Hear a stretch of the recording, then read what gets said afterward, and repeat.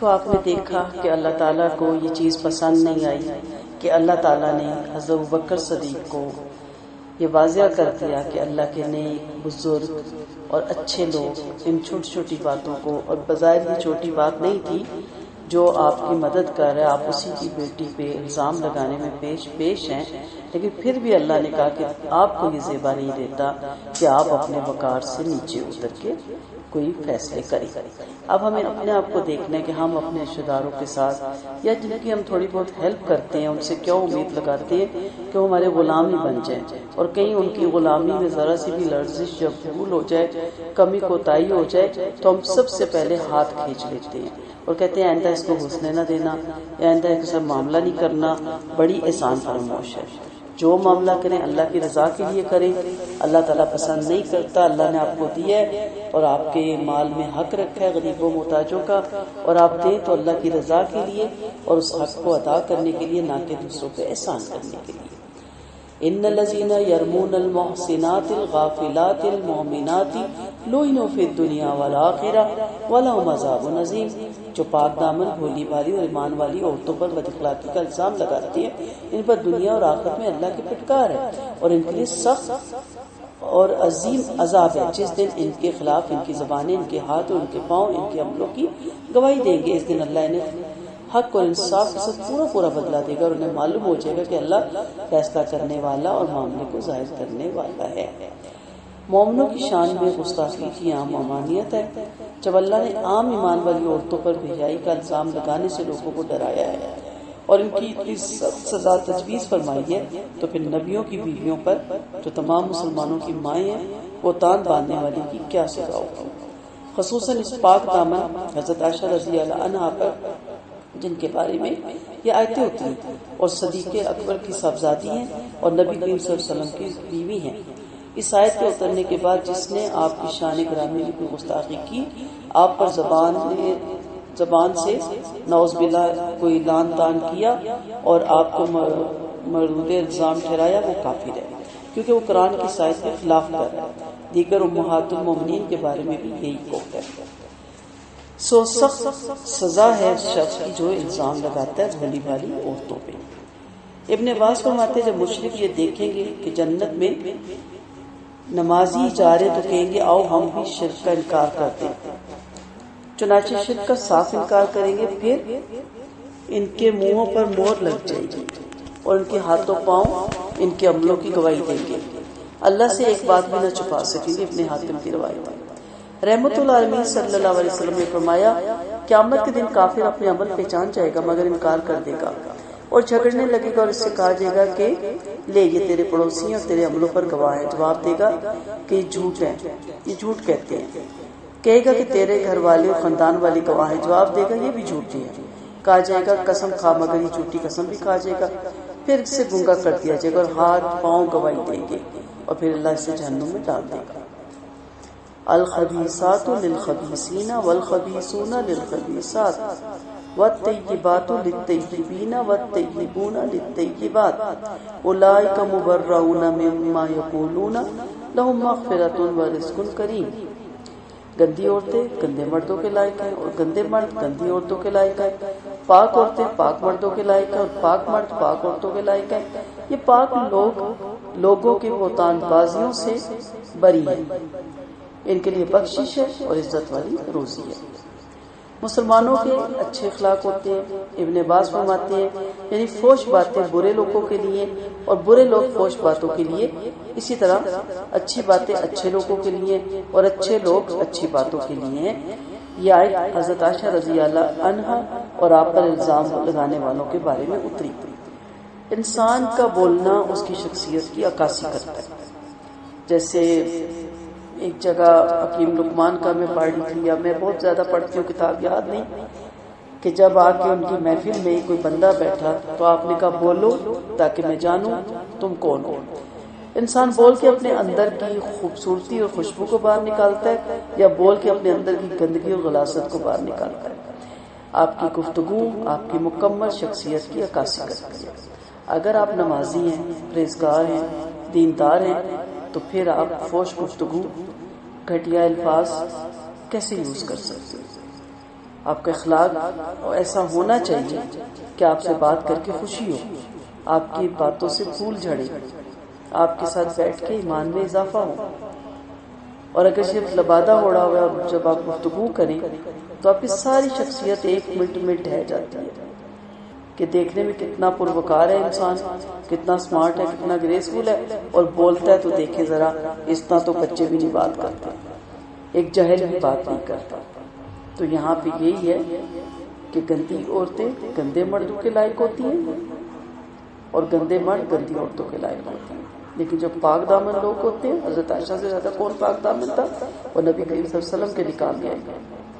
تو جو پاک دامن عورتیں ہیں وہ پاک دامن مردوں کے لائق ہیں، اور جو پاک دامن مرد ہیں وہ پاک دامن عورتوں کے لائق ہیں. تو مطلب یہ ہوا کہ بہتان باندھنے والوں نے عائشہ پر جو بد اخلاقی کا الزام لگایا وہی اس بات کے لائق ہے. آپ تو بے گناہ تھی، پاک اور طاہرہ تھی. حضرت عائشہ کو ہر پاکیزہ شخص سے زیادہ پاک کہا گیا.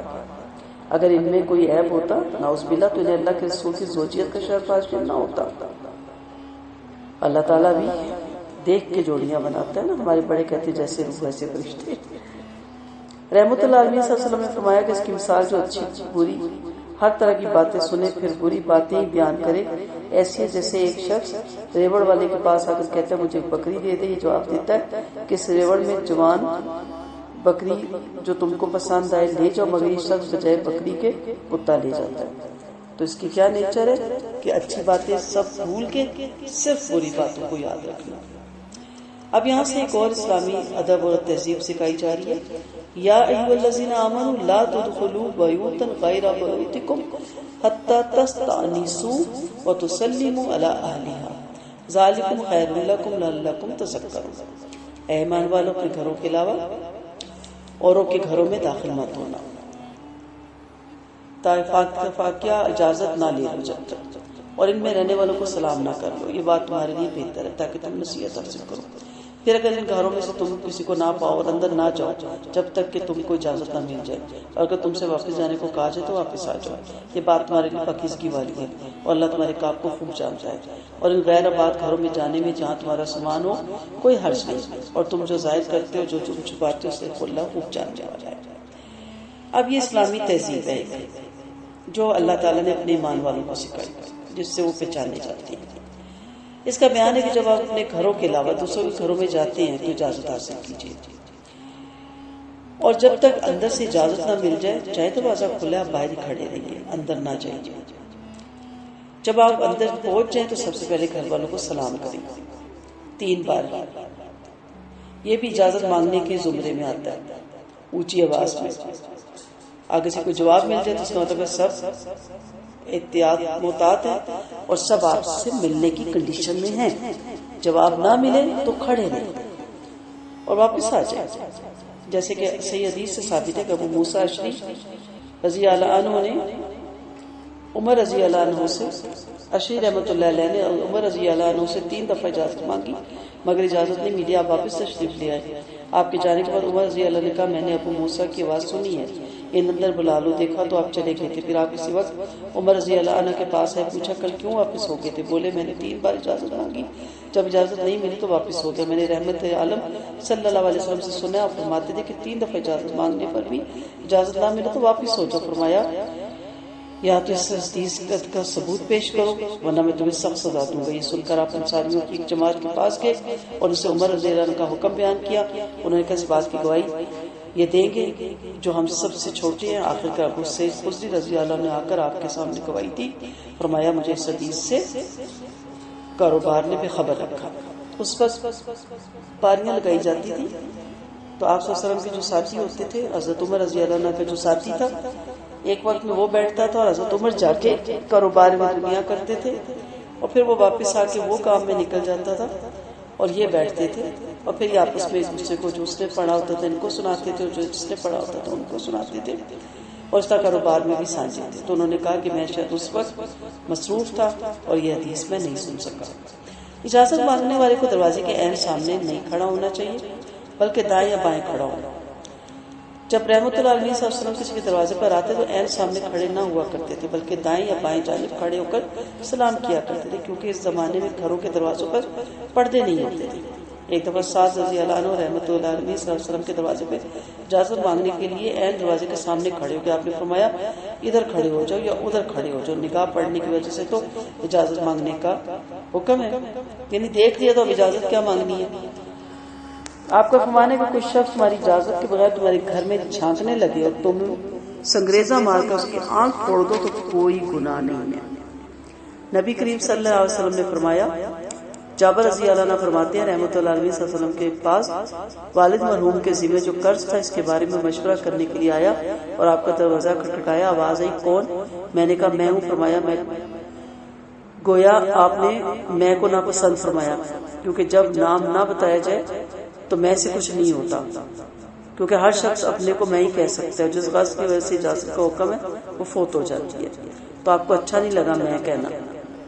اسی طرح ایک حدیث سے پتہ چلتا ہے کلتر رضی اللہ عنہ بن صفوان بن امیہ نے اسلام لانے کے بعد مجھے رحمۃ اللہ علیہ صلی اللہ علیہ وسلم کے پاس بھیجا۔ آپ میدان کے بلائی حصے میں تشریف فرماتے کہ میں نے آپ سے اجازت نہیں مانگی اور گھسا چلا گیا، پھر جا کر سلام بھی نہیں کیا، اور آپ نے فرمایا باہر جاؤ اور دروازے پہ کھڑے ہو کر کو السلام علیکم، کیا میں اندر آ سکتا ہوں؟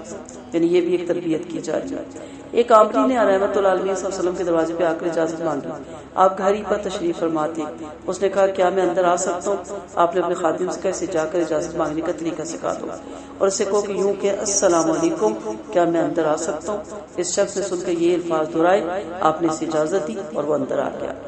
آپ صلی اللہ علیہ وسلم کے پاس ایک شخص نے اس طرح اجازت مانگی کہ کیا میں یا کیا ہم داخل ہو سکتے ہیں؟ آپ نے اپنی لونڈی کو کہا کہ جا کر اسے اجازت مانگنے کا طریقہ سکھایا جائے، اور پھر اس نے طریقہ سکھایا، اور جب انہوں نے اس طریقے کے حساب سے کہا تو آپ نے کہا آپ اندر آ سکتے ہیں۔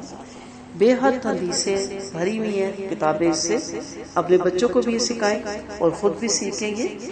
حدیث میں ہے کہ آپ صلی اللہ علیہ وسلم نے منع فرمایا کہ کوئی رات کو سفر سے آئے اور خبر کیے بغیر گھر میں گھس جائے کہ گھر والوں کی خیانت ٹٹولی، اس سے بھی منع کیا کہ ایک روایت میں کہ آپ صلی اللہ علیہ وسلم دن کے وقت مدینہ منورہ کے قریب آئے، فرمایا مدینہ کے بعد ٹھہر جاؤ تاکہ لوگوں کو معلوم ہو جائے، پھر شام کو گھر جائیں تاکہ عورتیں اپنے بال سنوار لیں اور نہا دھو کر پاک صاف ہو جائیں۔ میں نے کہا اے رسول اللہ صلی اللہ علیہ وسلم، سلام تو ہم جانتے ہیں، یہ انس حاصل کرنا کیا ہے؟ آپ نے کہا سبحان اللہ اونچی آواز میں کو، یا اللہ اکبر کو، یا کھنگارو، تاکہ گھر والوں کو خبر ہو جائے۔ تو کتنے بہترین طریقہ ہے، کتنا کچھ سکھایا جاتا ہے۔ ہمارے تو ٹو لگاتے رہتے ہیں، عورتوں کو دیکھے کیا کر رہی ہیں، موبائل پہ کیا لگی ہوئی ہیں، کرنے کو منع کیا گیا۔ اور بعض اب ہوتا ہے شور گھر سے باہر گیا ہو تو انسان سٹور کھول لیتا ہے، پورے گھر کا سامان کھول لیتا ہے، صفائیوں میں لگ جاتا ہے، اور اس طرح اچانک آ کے کوئی اٹیک کرے تو بندے کو سمجھ ہی نہیں لگتی۔ اسلام کتنا خوبصورت مذہب ہے، کتنا اس میں سلیقہ سکھایا جاتا ہے۔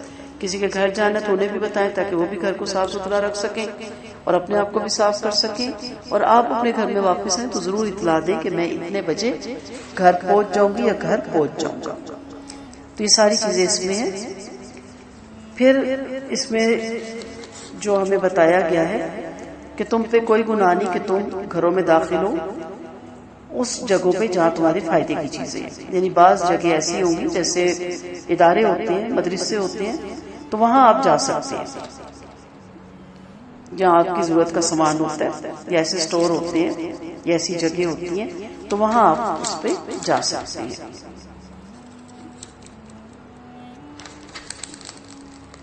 کل للمؤمنین یغضوا من ابصارهم ویحفظوا فروجهم ذلک ازکی لهم ان اللہ خبیر بما یصنعون۔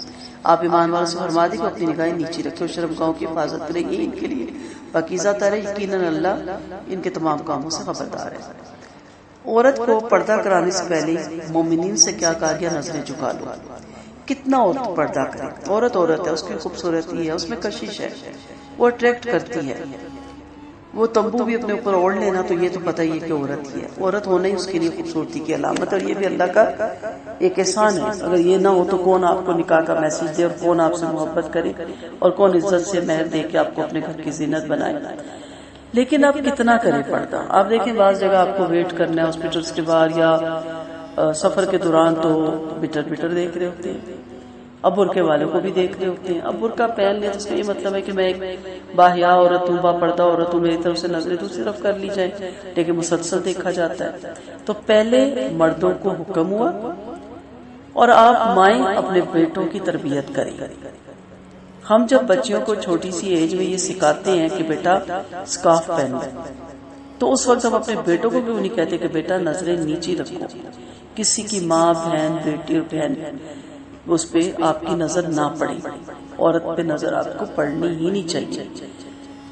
واجبی نظر, تھوڑی دیر کے لیے نظر ٹھیک ہے, ضرورت ہے, لیکن بٹر بٹر دیکھنا اور اس طرح دیکھنا کہ بس چلے تو برقعے سے بھی اندر چلے جائے, تو یہ منع کیا گیا. تو ہم کہہ دیتے ہیں کہ عورت پہ پردے کی آ گئی تو عورت پہ سب کچھ.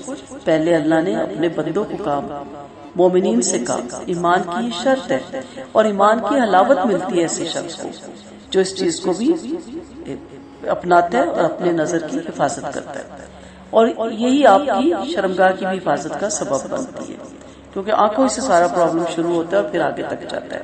آپ صلی اللہ علیہ وسلم نے فرمایا نا, آنکھیں زنا کرتی ہیں, کان زنا کرتے ہیں, زبان زنا کرتے ہیں, ہاتھ پیر, شرمگاہ تو اس کی تصدیق یا تردید کر دیتی ہے. تو آغاز یہیں سے ہوتا ہے. کہ تمہارے لیے پاکیزگی اسی میں ہے, حفاظت اسی میں ہے. اللہ ان کے تمام کاموں سے خبردار ہے. مومنوں کو حکم ہے کہ حرام چیزوں کی نگاہ پست رکھیں, انہی چیزوں کو دیکھیں جن کا دیکھنا مباح ہے. اجنبی عورتوں پہ نگاہ نہ ڈالیں. اگر کسی عورت پر غیر شعوری طور پر نگاہ پڑ جائے تو فوراً نگاہ واپس کر لیں. جریر بن عبداللہ فرماتے میں نے آپ صلی اللہ علیہ وسلم سے اتفاق کیا, نگاہ کے بارے میں پوچھا تو آپ نے مجھے نگاہ پھیر لینے کا حکم دیا. ایک روایت میں ہے کہ میں اپنی نگاہ جھکا لوں, یعنی زمین کی طرف دیکھنے لگوں. نگاہ پھیرنا اسی سے عام ہے. علی رضی اللہ عنہ نگاہ کے پیچھے نہ لگاؤ فرماتے ہیں. اچانک نگاہ معاف ہے, دوسری نہیں. آپ صلی اللہ علیہ وسلم نے فرمایا راستوں پہ نہ بیٹھو. لوگوں نے کہا اے اللہ کے رسول صلی اللہ علیہ وسلم, اس کے بغیر تو ہمیں چارہ ہی نہیں, ہم راستوں میں بات چیت کے لیے بیٹھتے ہیں. فرمایا اگر اس کے بغیر چارہ نہیں تو راستے کا حق ادا کیا کرو. پوچھا راستے کا کیا حق ہے؟ فرمایا نگاہ پست رکھنا, تکلیف دہ چیز ہٹا دینا, سلام کا جواب دینا, اچھی باتیں پھیلانا اور بری باتوں سے روکنا. آپ صلی اللہ علیہ وسلم کا فرمان ہے کہ تم 6 باتوں کے ذمہ دار بن جاؤ, میں تمہارے لیے جنت کا ذمہ دار بن جاؤں گا. جب تم میں سے کوئی بات کرے تو جھوٹ نہ بولے, جب کسی کے پاس امانت رکھی جائے تو خیانت نہ کرے, اور جب وعدہ کرے تو اس کے خلاف نہ کرے. نگاہ پست رکھو, ہاتھ روکے رکھو, اور عصمت کی حفاظت کرو.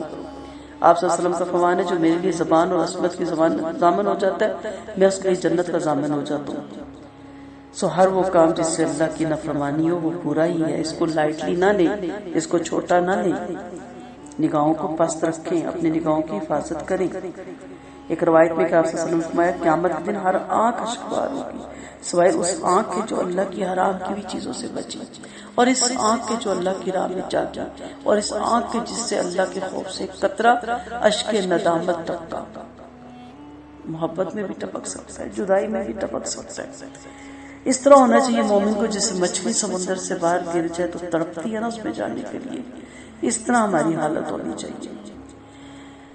وَقُلْ لِلْمُؤْمِنَاتِ يَغْضُضْنَ مِنْ أَبْصَارِهِنَّ وَيَحْفَظْنَ فُرُوجَهُنَّ وَلَا يُبْدِينَ زِينَتَهُنَّ إِلَّا مَا ظَهَرَ مِنْهَا وَلْيَضْرِبْنَ بِخُمُورِهِنَّ عَلَى جُيُوبِهِنَّ وَلَا يُبْدِينَ زِينَتَهُنَّ إِلَّا لِبُعُولَتِهِنَّ أَوْ آبَائِهِنَّ أَوْ آبَاءِ بُعُولَتِهِنَّ أَوْ أَبْنَائِهِنَّ أَوْ أَبْنَاءِ بُعُولَتِهِنَّ أو أخوانهن أو بني إخوانهن أو بني إخواتهن أو نسائهن أو ما ملكت إيمانهن.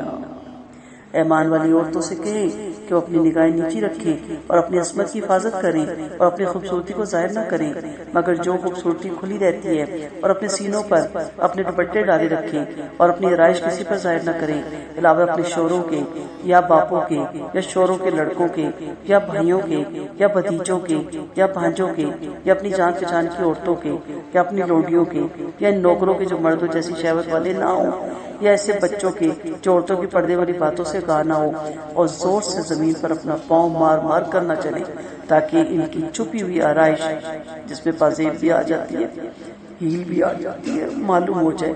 اے ایمان والو تم سب اللہ سے توبہ کرو تاکہ تم کامیاب بنو. پردے کے احکامات ہیں. اس آیت میں اللہ تعالیٰ نے اسلامی خواتین کو کچھ آداب سکھائے. مرد کی تو بات ہو گئی, کیا سکھاتے ہیں تاکہ ان کی غیرت مند مسلمان مردوں کو قرار و سکون نصیب ہو۔ ان کی بیگمات جاہلیت کے زمانے کی طرح رسمیں چھوڑ کر اسلامی قوانین معاشرت سیکھیں اور مشرکوں کی شرمناک رسموں سے متنفر ہوں۔ جابر رضی اللہ عنہ بن عبداللہ انصاری فرماتے ہیں اسبا بنت مرثد کا گھر بنی حارث کے محلے میں تھا۔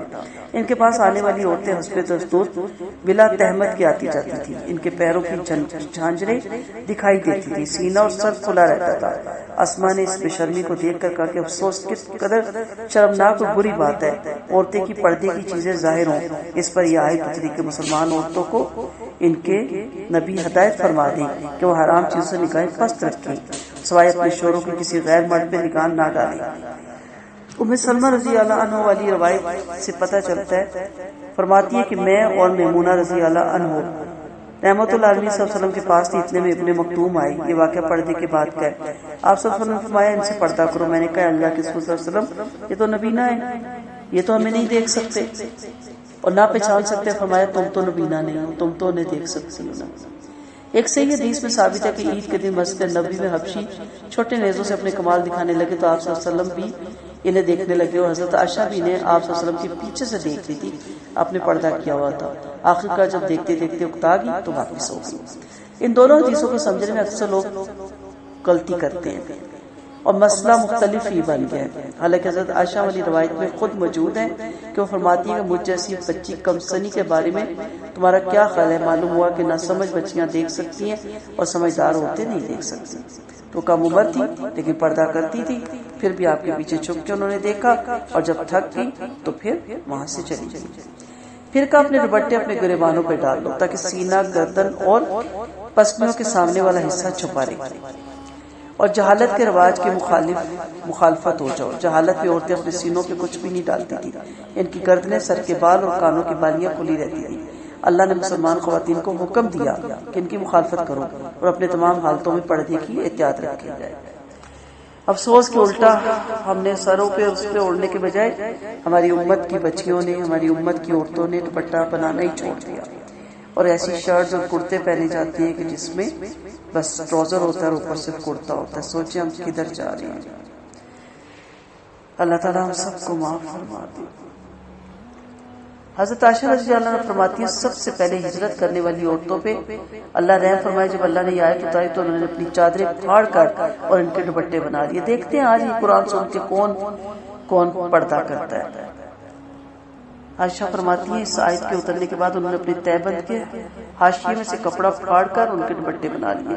صفیہ بنت شیبہ فرماتی ہیں ہم نے عائشہ کے پاس قریشی عورتوں کو ان کی فوقیت کا ذکر چھیڑ دیا تو آپ نے فرمایا یقیناً قریشی عورتیں فضیلت والی ہیں، مگر میں نے اللہ کی قسم انصاری عورتوں سے زیادہ فضیلت والی اللہ کی کتاب کی تصدیق کرنے والی اور اس پر ایمان لانے والی اور عورتوں کو نہیں دیکھا۔ جب سورۃ نور کی آیت وَلْيَضْرِبْنَ بِخُمُورِهِنَّ عَلَىٰ جُيُوبِهِنَّ اتری تو صحابہ نے اپنی بہو، بیٹیوں، بیویوں اور بہنوں کو آتے جا کر سنائی اور ہر رشتہ دار عورت کو بھی، تو انہوں نے اسی وقت اس آیت پر عمل کیا اور صبح کو نماز میں حاضر ہوئی تو سب کے سروں پہ پردے تھے، دوپٹے تھے، گویا کے ڈول رکھے ہو۔ تو آپ بتائیں ہمارا کیا حال ہے؟ ہم تو تحقیق مانگتے ہیں اور پھر کہتے ہیں چہرے کا ہے کہ نہیں، ہاتھ کا ہے کہ نہیں، پاؤں کا ہے کہ نہیں، اور اتنی حجتیں تراشتے ہیں۔ یہ ابن ماجہ کی روایت ہے۔ پھر فرمایا کہ اپنے بناؤ سنگار کو اور آرائش کو سوائے شوروں کے کسی اور کے سامنے ظاہر نہ کرو۔ وہ مرد جن کے سامنے ایک عورت بلا آرائش کے آس کی شرم کے ساتھ آ جا سکتی ہے، باپ ہے، خسر ہے، سسر ہے، بیٹا ہے، شور کا بیٹا ہے، بھائی ہے، بھتیجا ہے، بھانجا ہے، غلام ہے، گویا بعض ظاہری آرائش پر ان کی نگاہیں پڑ جاتی ہے، اگرچہ چچا اور ماموں بھی محرم ہے، مگر ان کا اس لیے بیان نہیں کیا کہ ممکن ہے وہ اپنے بچوں کے سامنے بھتیجی یا بھانجیوں کی خوبصورتی بیان کرے، لہٰذا ان کے سامنے بلا دوپٹے کے نہیں آنا چاہیے۔ تو یہ سارے وہ رشتے بتائے گئے۔ اب آرائش ظاہر ان کا یہ مطلب نہیں کہ ناؤز باللہ ننگے ہو کے آ جائے، ان کے سامنے آپ حجاب نہ اوڑھیں، باقی سطر کی تو پردہ پوشی آپ نے کرنی ہے۔ حجاب اور چیز ہے اور سطر اور چیز ہے، ٹھیک ہے؟ تو یہ جو آپ کے رشتے ہیں نا، ان کے سامنے آپ اپنے سطر کو صرف ڈھانپیں گے اور جوان بچیوں کو جوان بھائیوں کے سامنے بھی اس طرح کا دوپٹہ اوڑھنا چاہیے تاکہ ان کے جسم نمایاں نہ ہو۔ اور یہ جو محرم رشتے آپ کے چچا اور یہ ماموں، بڑے رسپیکٹ والے رشتے ہوتے ہیں، والد، حجاب آپ ان کے سامنے نہیں کریں گے۔ سر سے دوپٹہ اتر جائے تو گنہگار بھی نہیں ہوگی، لیکن حجاب نہیں کریں گی۔ لیکن ان کے علاوہ تو کوئی آ جائے تو آپ حجاب میں آئیں گے۔ ابو داؤد کی انس والی حدیث میں کہ رحمۃ اللہ عالمین نے فاطمہ کو ایک غلام ہبا کیا تھا. آپ اسے لے کر فاطمہ کے پاس ہے. فاطمہ ایک ایسی چادر اوڑے ہوئی تھی کہ سر چھپاتی تو پیر کھل جاتے, پیر چھپاتی تو سر کھل جاتا. جب آپ نے ان کی اس تکلیف کا احساس کیا تو فرمایا کوئی حاج نہیں, گھر میں تمہارا غلام یا باپ ہے. عبداللہ بن سعد رضی اللہ عنہ فزاری کالے برڈ تھے. رحمۃ اللہ علیہ صلی اللہ علیہ وسلم نے ان کو اپنی صاحبزادی فاطمہ کو ہبا فرمایا تھا.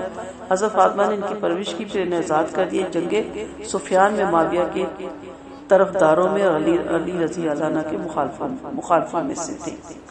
واللہ ام سلمہ فرماتی ہے رحمۃ اللہ علیہ صلی اللہ علیہ وسلم نے فرمایا اگر تم میں سے کسی کا کوئی مکاتب غلام اور اپنے ذمہ والی مقررہ رقم میں سے کچھ ادا کر چکا ہو تو اس سے پردہ کرو, یعنی آزاد ہو گیا.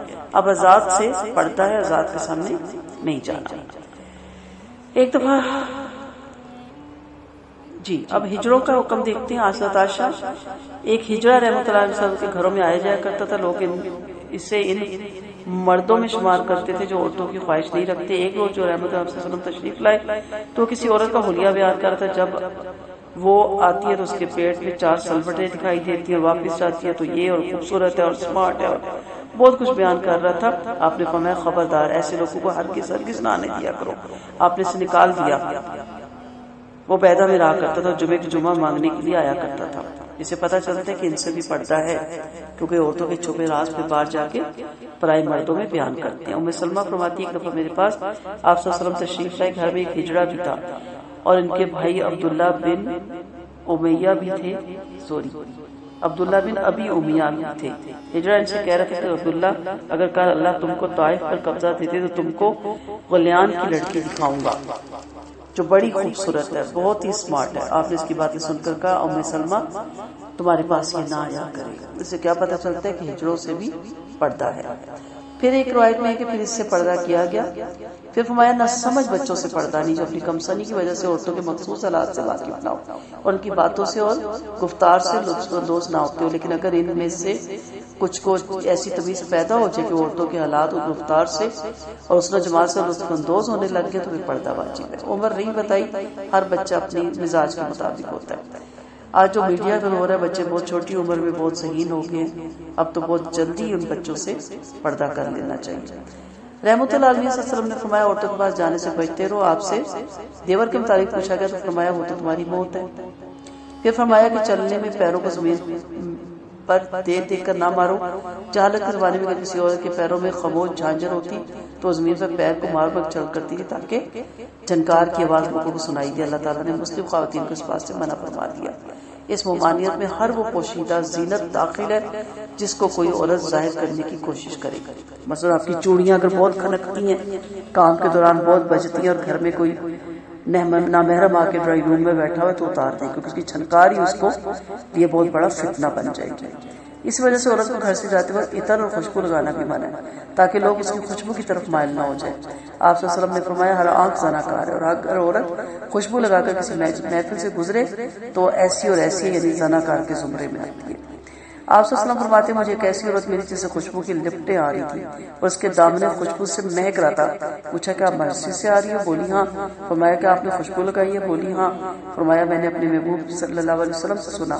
آپ فرماتے ہیں کہ عورت اللہ اس عورت کی نماز قبول نہیں فرماتا جو مسجد میں خوشبو لگا کر آئے, یہاں تک کہ جا کے وہ غسل جنابت کی طرح غسل نہ کر کے اسے ختم کر دے. نہیں نعوذ باللہ جیسے وہ زنا کر کے آئی ہو. فرمایا غیر جگہ زینت کو ظاہر کرنے والی عورت قیامت کے دن تاریکی کی طرح ہوگی جس میں روشنی نہ ہوگی. اس لیے عورتوں کو بیچ راستے میں چلنے سے روکا جاتا ہے کیونکہ اس سے بھی ایک قسم کی زینت کا اظہار ہوتا ہے. ایک دفعہ آپ صلی اللہ علیہ وسلم نے مسجد سے باہر آ کر دیکھا کہ راہ میں عورتیں مرد ملے جلے جاتے. فرمایا عورتوں تم تو ذرا توقف کر کے جایا کرو اور کنارے کنارے چلا کرو. بعض عورتیں دیوار سے اتنی چمٹ کر چلتی تھی کہ کپڑا دیوار سے چمٹ جاتا تھا. فرمایا اے ایمان والو تم سب اللہ سے توبہ کرو تاکہ تم کامیاب ہو, یعنی تم کو جو حکم دیا جاتا ہے اخلاق حمیدہ اور اوصاف جمیلہ سے اس پہ عمل کرو. جہالت کے زمانے کے اخلاق مت اپناؤ, انہیں چھوڑ دو. کامیابی اور نجات کا ذریعہ اللہ کی اور اس کے رسول کی اطاعت پر موقوف ہے اور ہر کام میں اللہ کی مدد ہے. یاد رکھیے گا آج اگر لوگ آپ کو با پردہ برداشت نہیں کرتے, معاشرہ آپ کو قبول نہیں کرتا, تو میرا رب کل آپ کو بے پردہ قبول نہیں کرے گا. اب دیکھیں کہ آپ کو رب چاہیے یا جگ چاہیے. دیکھیں کہ آپ نے جگ کی نظر میں جچنا ہے یا رب کی نظر میں جچنا ہے. جاننے کی کوشش کیجئے کہ دنیا کی کامیابیاں چاہیے، کامرانیاں چاہیے اور ایوارڈ چاہیے یا اللہ تعالیٰ کے دیے ہوئے انعامات چاہیے اور ایوارڈ چاہیے. یاد رکھیے گا بے پردہ عورت کبھی جنت میں بسائے جانے کے قابل نہیں ہوگی.